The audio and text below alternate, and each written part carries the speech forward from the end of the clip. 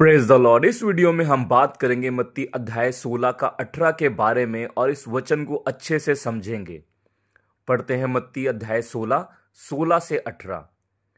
शमौन पतरस ने उत्तर दिया कि तू जीवते परमेश्वर का पुत्र मसीह है।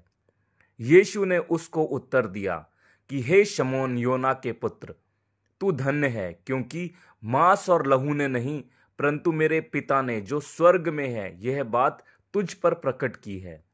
और मैं भी तुझसे कहता हूं कि तू पतरस है, और मैं इस पत्थर पर अपनी कलीसिया बनाऊंगा और अधोलोक के फाटक उस पर प्रबल ना होंगे। तो 18वें वचन में 3 इंपॉर्टेंट शब्द हैं। पहला पत्थर, दूसरा कलीसिया और तीसरा अधोलोक। पहले देखते हैं कि बाकी वचन में पत्थर किसे कहा गया है। भजन संहिता अध्याय 118 का 22। राजमिस्त्रियों ने जिस पत्थर को निकम्मा ठहराया था वही कोने का सिरा हो गया है। यह प्रभु यीशु मसीह के बारे में लिखा है। यशाया 28 का 16।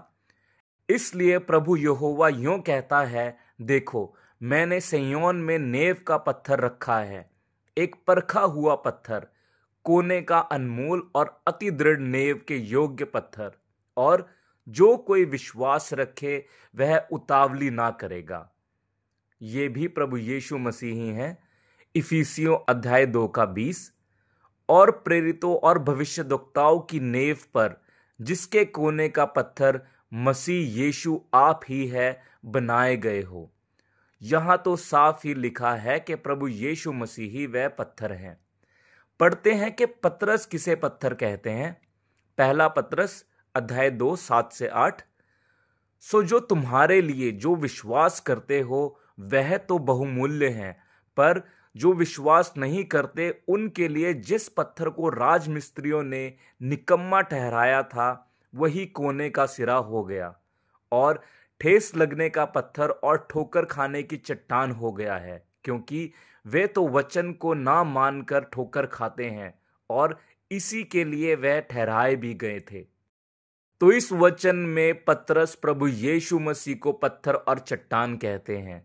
जब पतरस ही प्रभु यीशु मसीह को पत्थर और चट्टान कह रहे हैं तो पतरस पत्थर कैसे हुआ। कुछ वचन पढ़ते हैं कि बाइबल में चट्टान कौन है। दूसरा शमूएल अध्याय 22 का 47। यहोवा जीवित है, मेरी चट्टान धन्य है, और परमेश्वर जो मेरे उद्धार की चट्टान है उसकी महिमा हो। भजन संहिता अध्याय 19 का 14।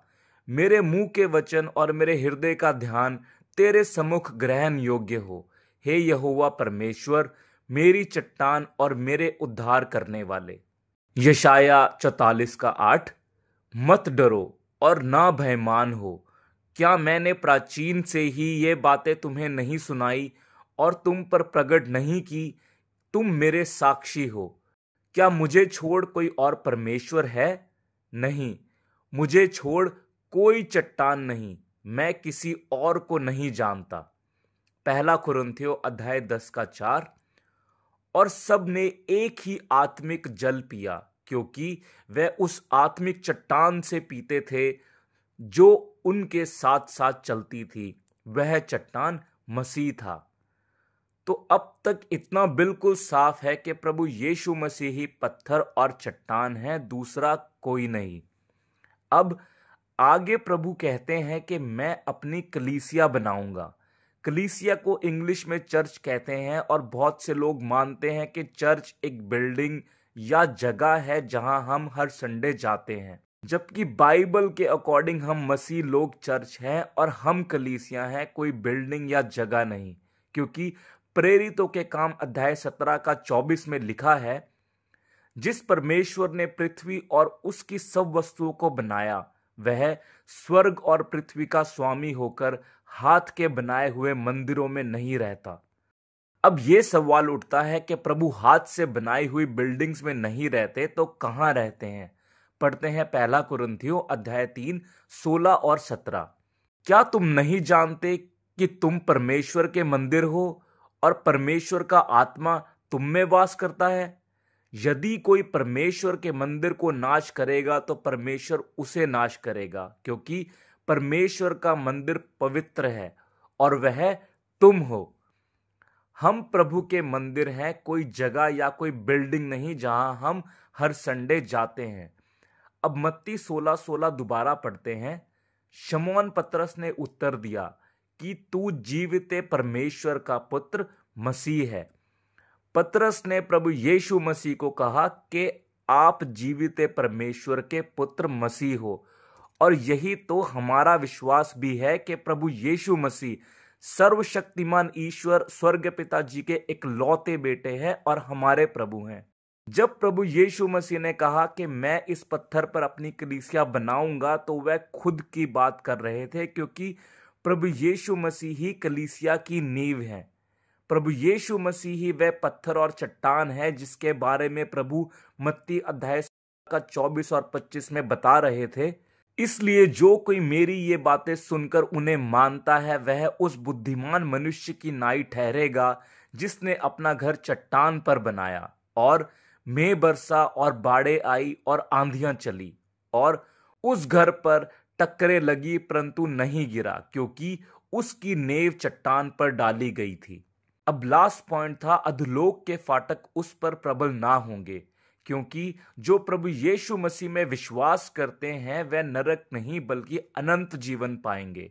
जैसा कि यूहन्ना 3:16 में लिखा है, क्योंकि परमेश्वर ने जगत से ऐसा प्रेम रखा कि उसने अपना इकलौता पुत्र दे दिया, ताकि जो कोई उस पर विश्वास करे वह नाश ना हो परंतु अनंत जीवन पाए। अभी भी कुछ लोग कंफ्यूज होंगे कि अगर ऐसा है तो प्रभु ने 19वें वचन में पतरस को स्वर्ग की चाबियां क्यों दी। थोड़ा सा बताना चाहूंगा कि 23वें वचन में प्रभु ने पतरस को शैतान भी कहा था, और यहीं से चाबियों का डिसीजन भी वापस होता दिखने लगा था। पतरस को कभी वो चाबियां नहीं मिली। खैर, इस पर एक अलग वीडियो में बात करेंगे। उम्मीद करता हूं कि मत्ती 16 का 18 आपको अच्छे से समझ आ गया होगा।